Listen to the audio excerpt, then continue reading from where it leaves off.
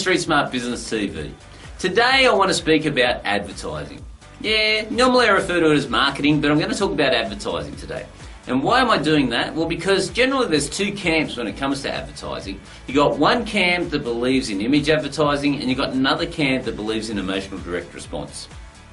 Now, I've lived in both worlds. For those of you that don't know, I had a very large air conditioning company in New South Wales.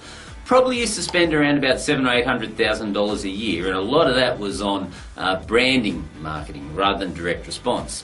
And until I saw the light, I thought I was doing pretty well. It was great for my ego. I was sponsoring Rosehill Race Course, you know, all these sorts of things, seeing my name up there. But I've got to ask you the question, just seeing my name up there in lights, does that get me more money?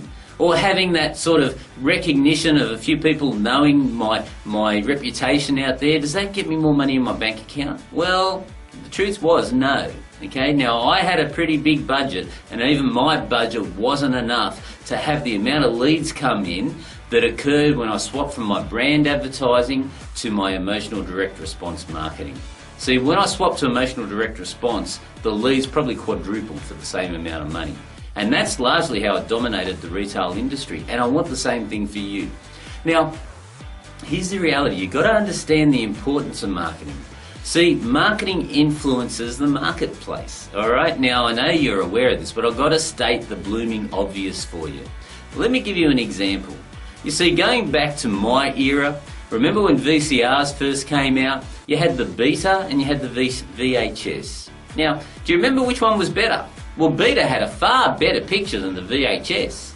But in the end, it was the VHS that actually won the war. Why? Because they had better marketing. They had better systems and a better team there getting the message out. And that's what I want for you.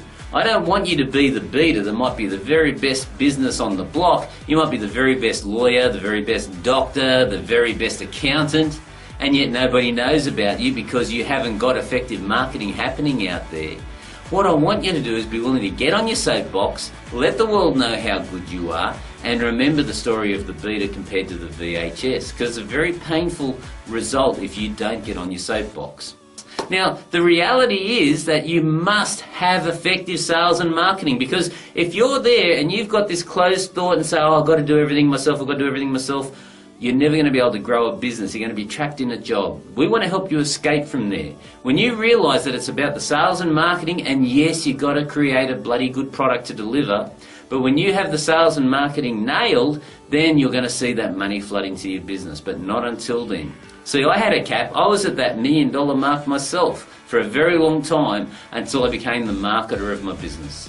So guys, just remember, don't be a Beta, make sure you're a VHS, get your message out there and use emotional direct response marketing. I know for a fact that the average person, when they get to 65, has 56,000, let me see, I've written the number down here. It is $55,873 in assets. That's it.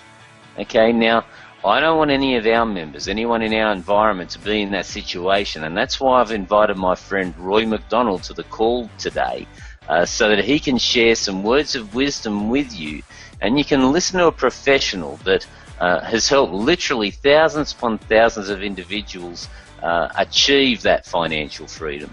And hopefully tonight you're going to be wiser and more prepared, so that you won't be one of these individuals with $55,873 in your pocket. So, Roy, are you there? I'd like to welcome you to the call.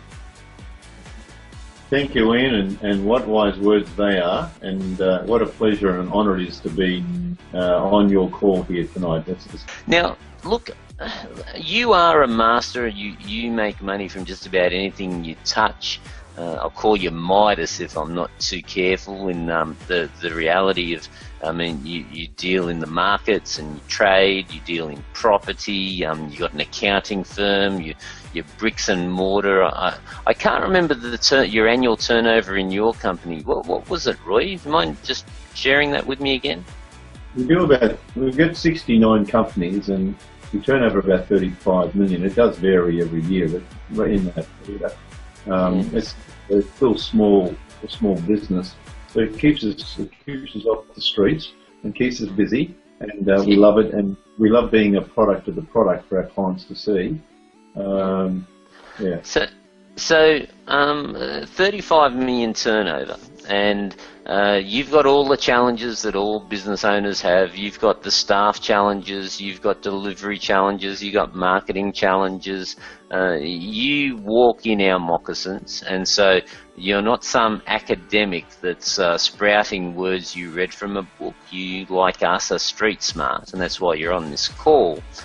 With all of the people in your dealings and in all of your investments and ways that you use to generate money, what would you say? Do you have a favourite? Do you have a take on where people should be putting their money, what they should be doing? And I know this is a how long is a piece of string type of question, but I really would love an answer of some sort, from many individuals that I know maybe have some payouts that they're getting. So many people are being laid off from work. If any of you are listening, I do sincerely feel for you. Every time I turn around, there's a major factory closing, and I've always had the opinion that the best security is you working for yourself in your own business. But Roy, I'd love your take on it. Should someone be a trader? Should someone be in commercial property? Should they buy their own home? I mean, all of these things, please give us just a golden nugget from the master and where you think they should be putting their money. Well, again, what a great question. I personally have a favourite, and it's property. I love property, and I worked out when I was a young boy that by watching others, and as I say, success leaves clues, by watching others, that whatever the success was, whether you owned a restaurant or you owned this or that, you end up putting your money into property. So I thought, well, why not get into property to start with, because that's where you're going to end up. So that was my philosophy. I got into real estate. Okay. So Roy, look, I got your book quite a while ago. In fact, that's one of the first things you did when we first met was give me a signed copy of your book, and it's pride of place on my bookshelf. It is a very interesting read, how to take $1, turn into $1 million in 7 years or less. Now, you kindly said to me that you'd be happy to give this book away to anyone that's serious, and not just order it because you can, because this is a very expensive gift to get and send out and mail out to individuals. But ladies and gentlemen, those of you that are serious in improving your financial situation, those of you that are ready to do something that is solid, I would urge you to just start to understand, excuse me, yeah, there you go. Don't you love live and sneezing live? But I'd urge you to take Roy up on his kind offer. Roy's going to cover the cost of sending it to you, but Roy, I think I speak for both of us. Please do Roy the honour of taking the commitment to read it from cover to cover, because I think it'll be one of the best investments of your time. Alright, ladies and gentlemen, it's Q&A time, and Michael takes great pleasure in giving me some doozies. So what do you got for me today? Alright, today we've got Jessica Hitchings.